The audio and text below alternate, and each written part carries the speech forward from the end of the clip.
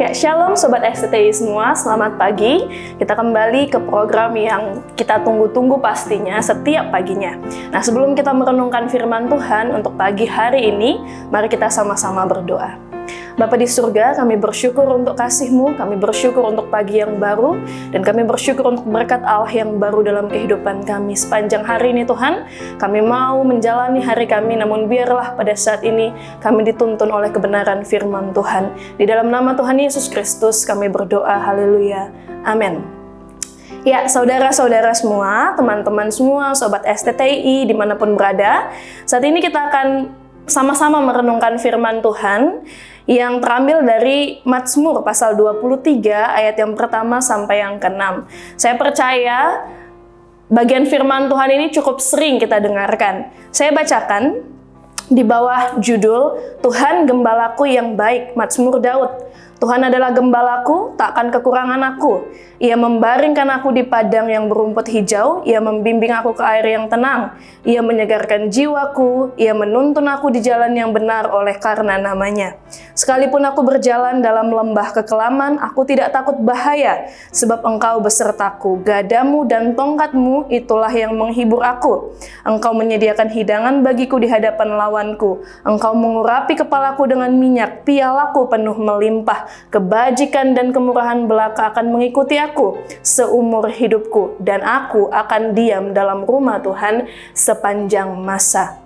Sobat STTI yang dikasihi Tuhan sekalian, kita belajar bersama-sama di pagi hari ini, di hari yang baru ini pastinya, mengenai satu hal yang dialami, direnungkan, dipelajari oleh Daud di dalam kehidupannya.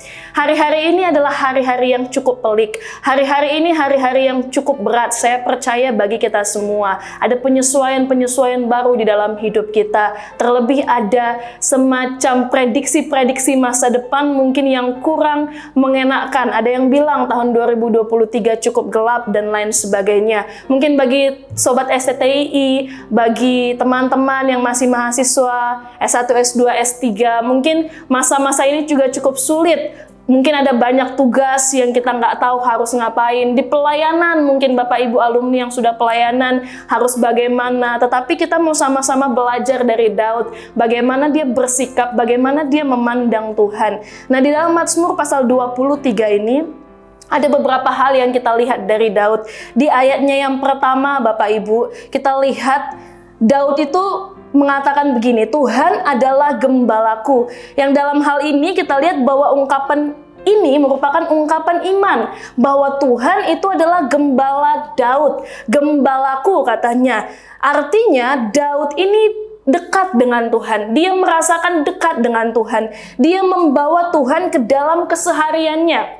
Sebelum menjadi raja, Daud adalah gembala yang dia sendiri menyaksikan dia menggembalakan 2-3 ekor kambing domba ayahnya di padang, di belantara begitu. Nah, dia tahu Allah sedekat itu. Dia membawa Allah di dalam kesehariannya. Nah, untuk kita mengalami berbagai macam hal di dalam hidup kita, untuk kita bisa mengatasinya, untuk kita bisa melewatinya, mari sama-sama kita bawa Allah sedekat itu dalam keseharian kita. Kadang-kadang nih ya, kita merasa Allah itu jauh banget. Kadang-kadang kita merasa Allah itu hanya di gereja. Kadang-kadang kita merasa Allah itu hanya dalam pelayanan kita. Kadang-kadang kita merasa Allah itu hanya di kampus. Hanya ketika kita melakukan eksegesis. Tetapi percayalah, Allah itu ingin setiap waktu di dalam segala aspek hidup kita. Allah ingin kita mengenal Dia secara dekat. Sama seperti Daud. Yang kedua, Daud mengidentifikasikan dirinya sebagai miliknya Tuhan. Makanya dia bilang, Tuhan adalah gembalaku. Dalam artian bahwa Daud adalah dombanya Allah. Dombanya Tuhan. Milik kepunyaannya Tuhan.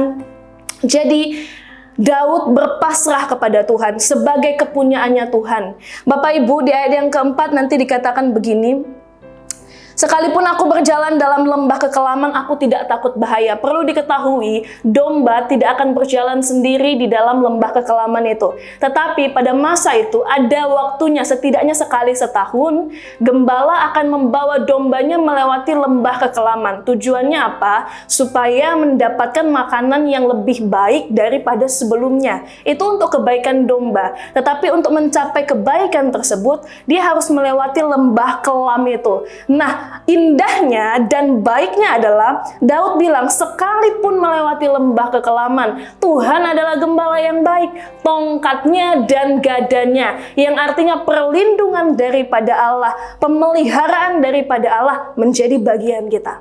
Nah, pertanyaannya, kita mengidentifikasi diri kita ini milik siapa? Apakah kita miliknya Tuhan atau kita merasa kita milik kita sendiri?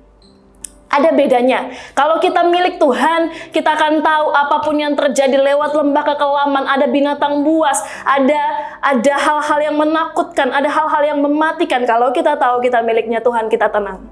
Karena kita tahu Tuhan yang pimpin dan Tuhan yang jagai. Tapi kalau kita merasa kita milik diri kita sendiri, Bapak, Ibu, Saudara-saudari, Sobat STI sekalian, saya percaya kita ketar-ketir. Menghadapi dunia hari-hari ini, saya percaya kita gelisah. Saya percaya kita ketar-ketir. Saya percaya kita kebingungan. Jadi mari kita evaluasi kembali hidup kita. Kita milik siapa? Kalau kita milik Tuhan, yang pertama tadi kita tenang, yang kedua kita ikut. Domba, sekali lagi saya bilang, tidak dapat memilih jalannya sendiri.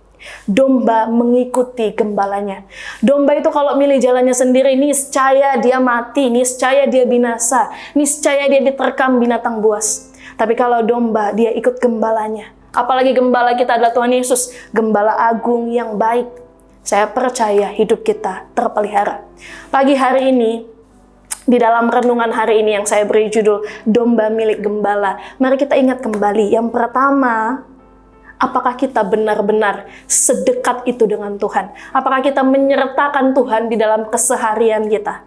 Yang kedua, apakah kita benar-benar mengidentifikasi diri kita milik Allah? Atau jangan-jangan kita berpikir hidup ini milik kita sendiri dan kita menjalankannya sesuka hati? Silahkan mari kita sama-sama merenung dan semoga Allah menyertai kita. Selamat pagi, Tuhan Yesus memberkati.